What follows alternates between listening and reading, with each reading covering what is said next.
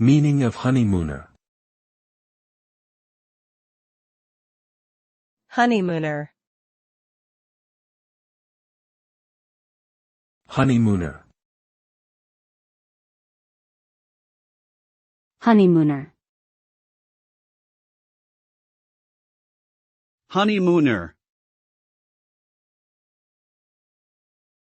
The term honeymooner refers to a person who is newly married and is on a vacation or trip with their spouse to celebrate their marriage.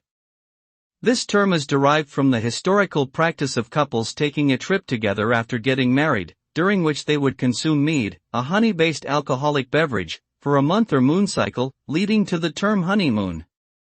Today, the term continues to be used to describe couples who are celebrating their recent nuptials and embarking on a romantic getaway together.